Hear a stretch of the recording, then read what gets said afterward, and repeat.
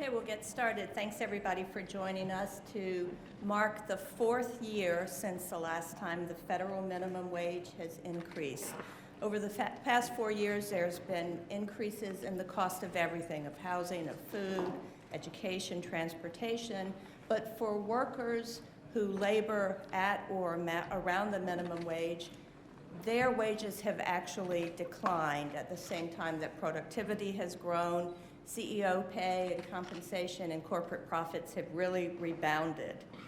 This isn't good for working families, and it's not good for our economy either. We know that the reason our economic recovery has been slow is lack of consumer demand. Nothing would help consumer demand more than to put money in the pockets of those workers who need it and would spend it to rebuild the economy. And we'll hear from some of those workers today.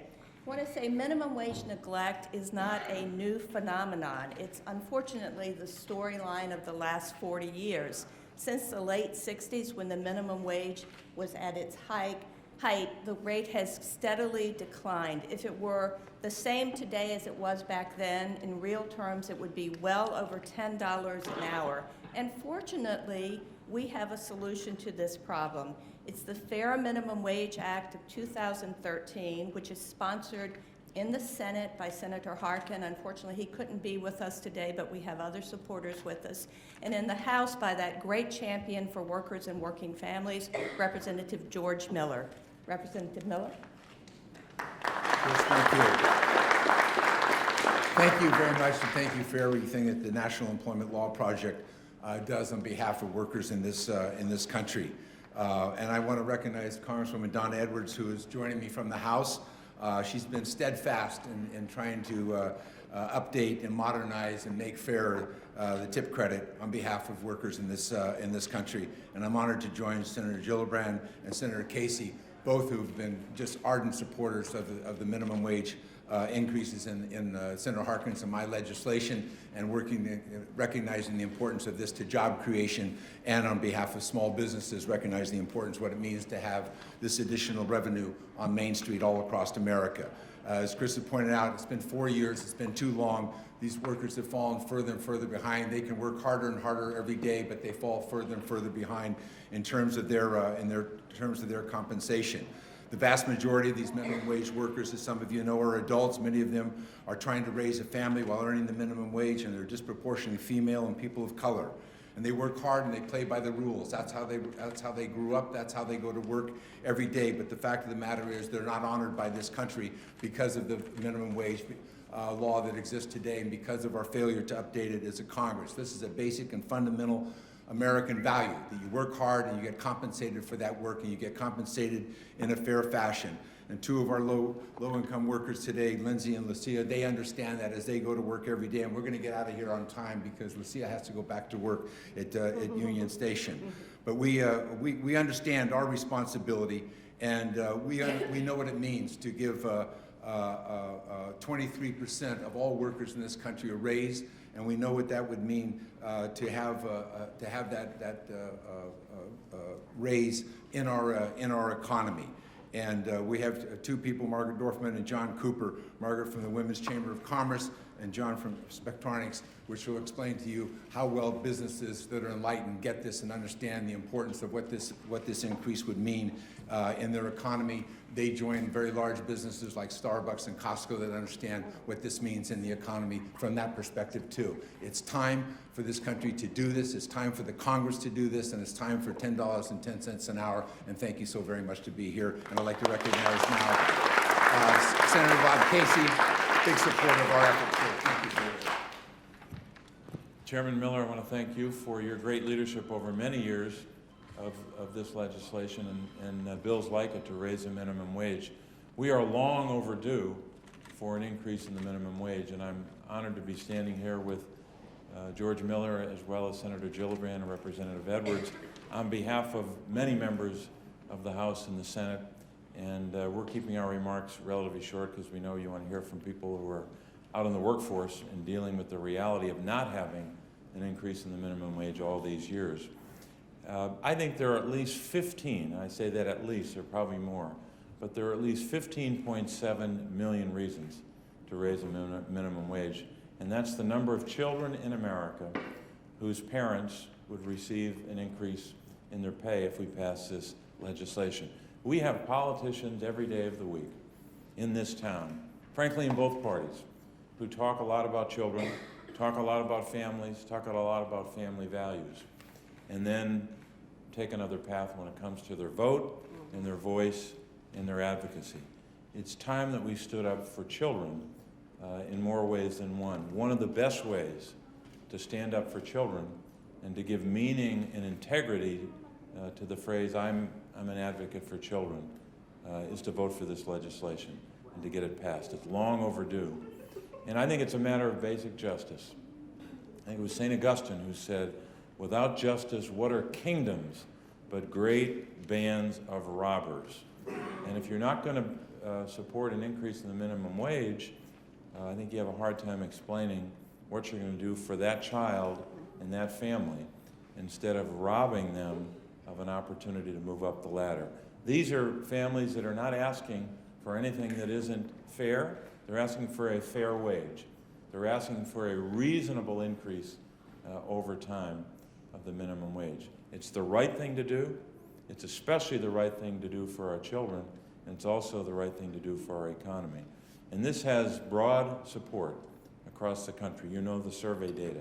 Democrats and Republicans from the length and breadth of this country. And we need champions here in the Congress. That's why I'm so happy to join with these members. And one of those great champions is Senator Gillibrand of New York. I'm honored to introduce her now.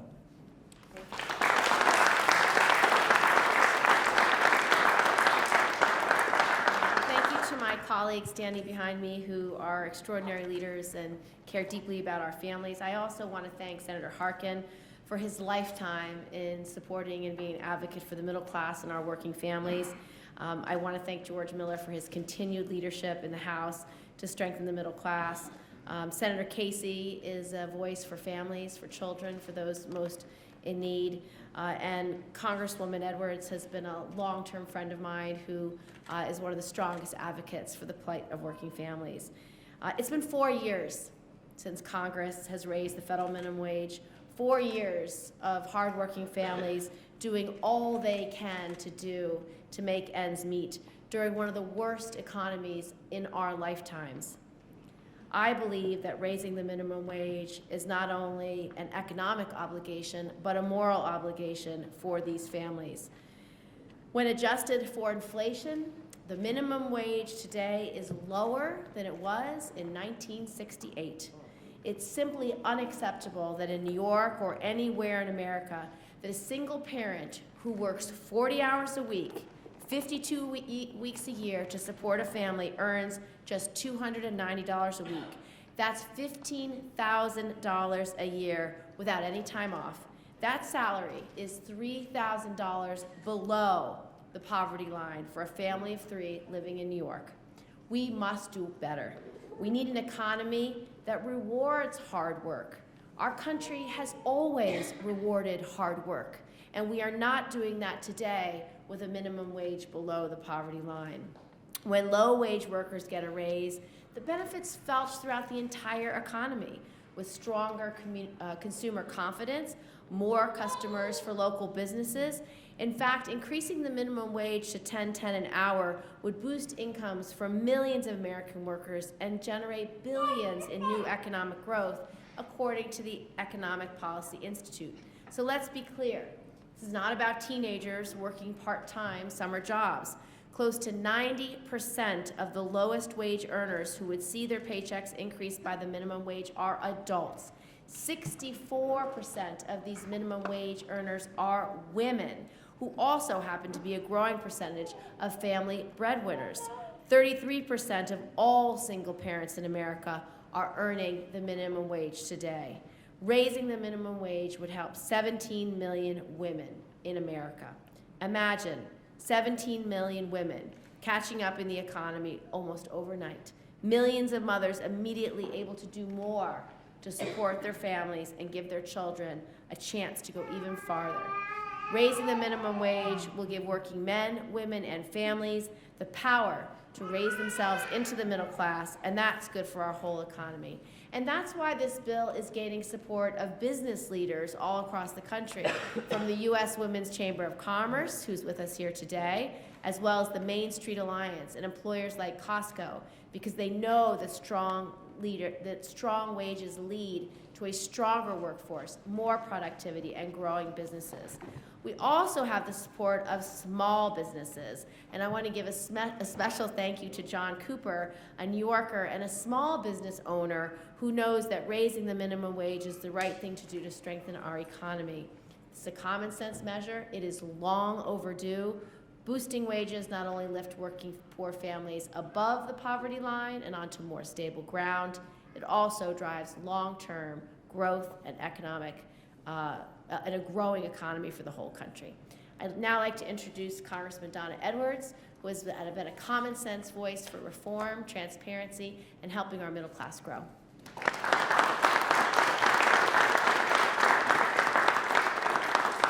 Thank you to my good friend Senator Gillibrand for your leadership, Senator Casey, and our champion in the House, George Miller. I think that, and when I look back over a period of time, and I know that Senator Harkin cannot be here with us today, but we have really strong leadership in both the House and the Senate who are calling for an increase, a long overdue increase in the minimum wage. Senator Gillibrand, Senator Casey, and Mr. Miller pointed out to you what it means to American families to increase the minimum wage. When I think about the women and families in my district, you know, the minimum wage as it stands and increasing the minimum wage is the difference between being able to, on your own, afford childcare so that you can go to work, afford the transportation, the bus fare, the metro fare to get you to work. It's the difference between being able to put a healthy meal on the table for your families without the assistance of government. And so a minimum wage and an increase in a minimum wage is important and makes a huge difference in the economy of families all across this country. And you know, when I think of the families in my district and around the country who really struggle every single day, they're doing all the things that we want them to do. They're getting up every day, they're going to work, they're working harder than so many Americans, really taking care of their families and their children, and they're doing it on $15,000 a year. And I don't even know sometimes if members of Congress have the capacity to imagine what it would be like to try to feed a family on $15,000 a year, to try to buy school clothing and send your children to school, to pack that lunch every single day, to pay for daycare and overtime daycare at the end of a week. And so the realities of these low wages are particularly startling for women, as Senator Gillibrand has said. And a true economic agenda for the women across this country has to include an increase in the minimum wage. I've been a champion of increasing the tip minimum wage, and we've included that in the legislation that is in front of us. And the reason is because when you combine a low tip minimum wage, which is below the $7.35 an hour wage, and you add that to tips, it just doesn't add up. Can you imagine you're waiting tables, and at the end of the week, you pull those tips out of your pocket and you put the dollars down, and then you add that to your wage, and it's still not enough to meet your obligation. And yet this is exactly what families all across this country face. And so I'm proud to be able to join our colleagues today to say that not only does America need an increase in the minimum wage, that it's good for the economy, it's good for business, and it is, as Senator Gillibrand has said, it's a moral obligation for all of us. And I don't know how I can get up and go to work every morning and go to the grocery store, but know that my neighbors can't do the same because the wages they earn is really not enough to do the job. And so I hope that you will all join us in ensuring that America's families get an increase in the minimum wage that they deserve. And with that, I would like to introduce Lucila Ramirez, who's going to talk to us about her own struggle, and it's important for us to hear about those struggles and what it means to work on a minimum wage, so that we will have the compulsion that it takes in our gut to increase the wage. Lucila?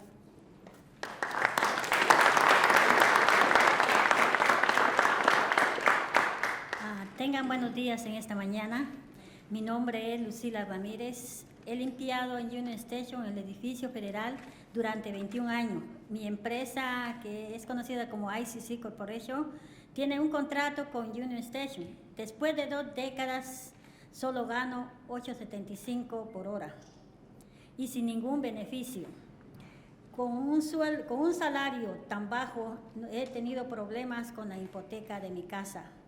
Me he visto obligada a buscar otro trabajo para poder mantener un techo sobre mi cabeza. Tengo 55 años de edad y me preocupa el retirarme. Nunca he pedido ayuda al gobierno, pero en el día de hoy, en nombre de todos los trabajadores de Union Station, estoy pidiendo al presidente Obama: usted necesita incrementar el sueldo mínimo. Es la única forma en que los trabajadores como yo puedan tener un aumento. Gracias. Y sí se puede, sí se puede.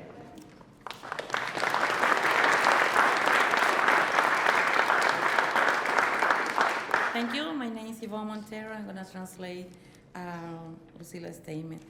Okay, my name is Lucila Ramirez, and I have cleaned this building for 21 years. My company, ICC Corporation, contracts with Union Station, which is owned by the U.S. government. Even after 2 decades, I only make $8.75, okay, with no benefits. On such a small salary, I was forced to get a second job to keep a roof over my head. I'm 55 years old, and I'm worried about being able to retire.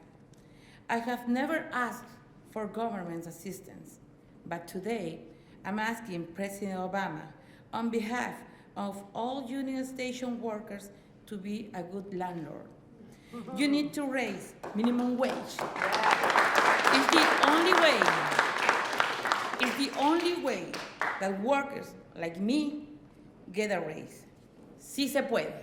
Thank you.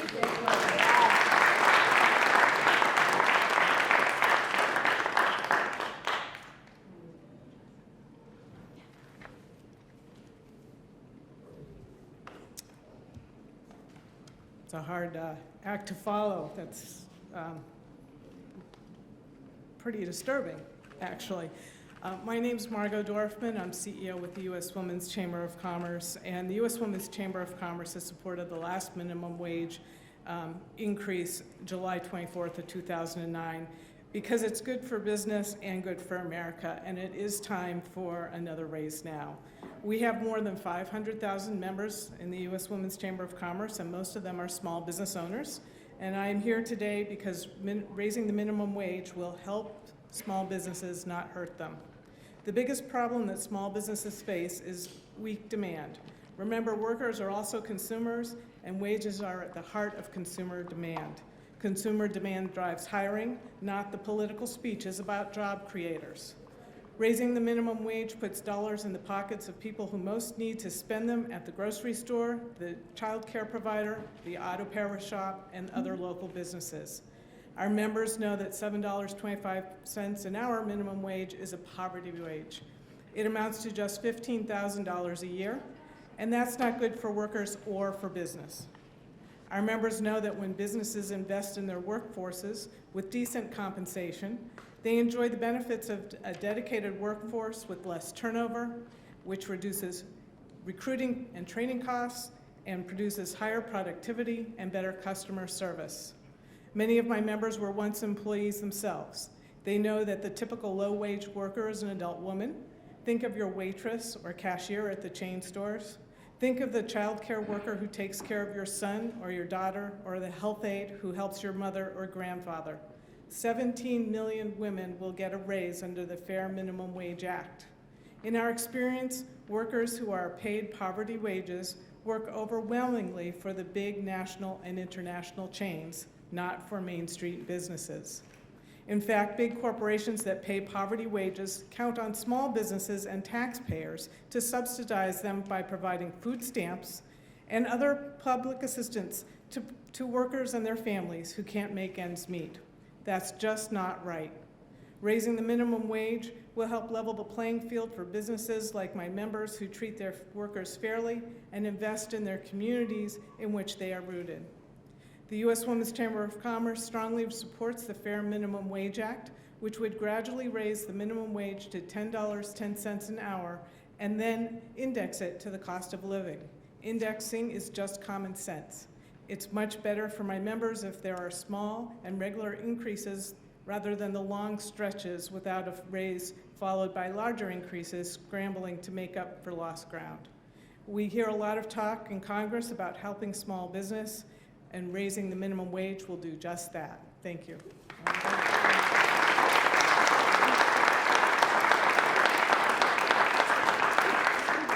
And Lindsay Robertson will be speaking next. Hi, everyone. Thank you for coming. My name is Lindsay Robertson. I'm a recent graduate of political science from UDC here in the district, and I've been a waitress for 15 years. Restaurant work has encompassed my entire work history, and I've loved it. The rapport between the staff, the cooks, the servers, the busboys, it's like family. We go through the peaks and troughs together. I've worked in restaurants where I've been treated well and was valued for my hard work and paid higher than a minimum wage. My bosses would tell us such things as, if it wasn't for you, then we couldn't have this restaurant. But not all restaurants are that great. My first waitressing job at 16 was the first time I had ever received a null check, $0. This is not a check.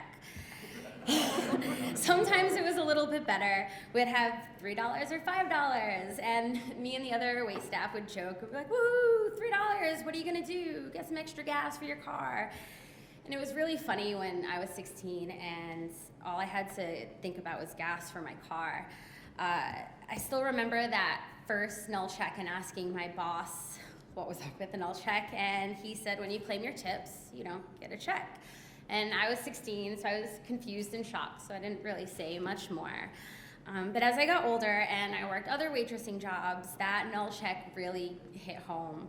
I had more pressing things to pay for, like gas, utilities, car insurance. I had to decide between getting new tires for my car or to pay my electricity. And those were much more difficult choices than what to do with $5 for gas in my car. I was 16 in 1998, and the tipped minimum wage federally was $2.13 and $2.63 in Massachusetts, where I grew up and where I worked. That wage has been frozen since 1991. That's 22 years. 15 years I've worked as a waitress with that wage. I've watched gas prices go from less than $1 to over $3. If I worked for an hour with no tables, I couldn't put a gallon of gas in my car to get home. Gas costs more than the tipped minimum wage. I was very frustrated, and when I moved to DC, I began to look for support. I loved serving, but I also liked heat and AC, especially with this plus 90 degrees weather we've been having. I wouldn't want to have to choose between AC and electricity. And I needed to support myself. I came across the Restaurant Opportunity Center of DC and realized that there's other people out there just like me who are just as frustrated as I am. It was really refreshing to know that I wasn't the only one who was this frustrated and wanted some change in a job that I was skilled at and I really enjoyed doing. Since then, I've been a part of speaking to members of Congress to both raise the tipped and full minimum wages, and I've really enjoyed being able to change policy and work to change a policy that's not working for millions of Americans. There's some misunderstandings about the restaurant jobs and people who work in the low-wage sector. It's not easy work. I once worked a busy 8-hour shift in 90 degrees and came home with $50. We're not all fine dining waiters. Most of us work in places like IHOP or Applebee's. Sometimes we get no tables for hours. I once cleaned an entire restaurant for $4. I had one table on a 5-hour shift. We also have to work holidays. My family's had to postpone Easter, Thanksgiving. I have to run around on Christmas to try and meet up with family.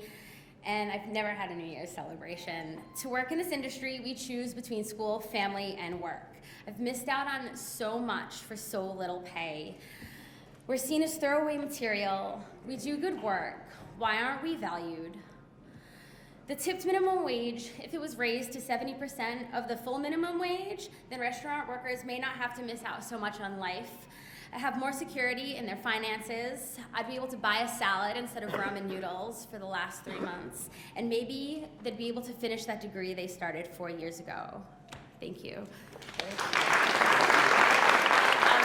is John.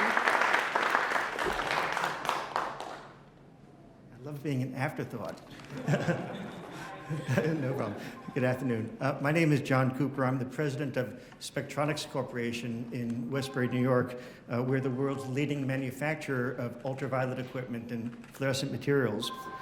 I'm also a member of Business for a Fair Minimum Wage, a national network of business leaders ranging from Costco to small businesses. As a business owner with 150 employees, I strongly support increasing the minimum wage. It will provide concrete benefits to small businesses and will strengthen our overall economy. Consumer spending drives about 70% of our nation's economy, and wages drive consumer spending.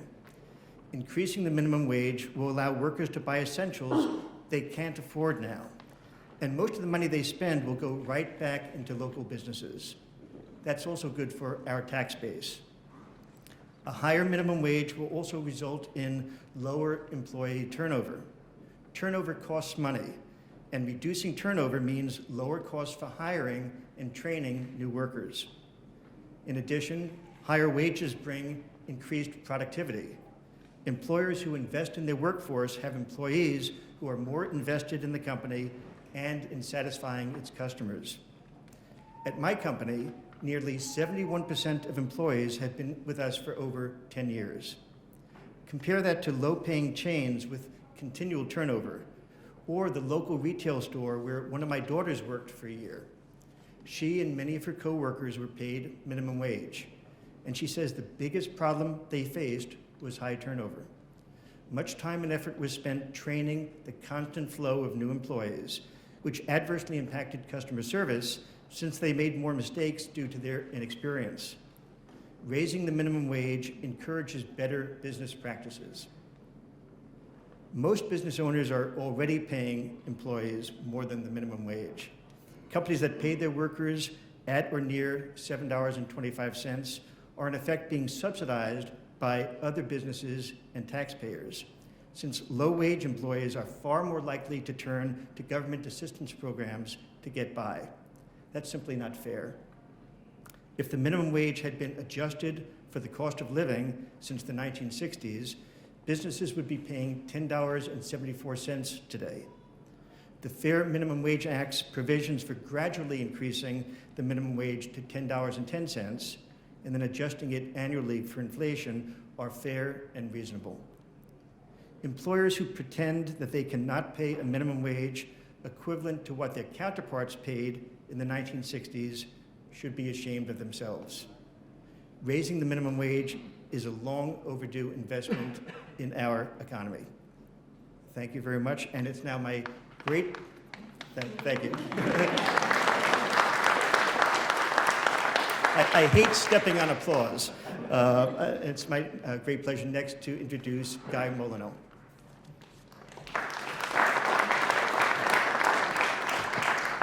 Thank you, John. I'm a partner with Hart Research Associates. We're a public opinion research firm, and we've just finished conducting a national survey on the issue of the minimum wage. I just want to share two basic results with you briefly. One is that we asked Americans how they felt about this legislation. We asked them about the idea of raising the minimum wage to $10.10 per hour and then indexing it to the cost of living going forward. And we got an extraordinarily positive result. 80% of Americans across the country and 79% of registered voters said that they support raising the minimum wage to $10.10 and adjusting it for the cost of living. It's not necessarily surprising to find that Americans want to raise the minimum wage. We pollsters have often found that over the years at different times.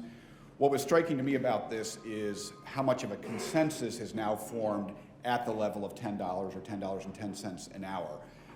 That number, I think a few years ago, might have struck some Americans as perhaps too high, but now the agreement on this is extraordinarily broad.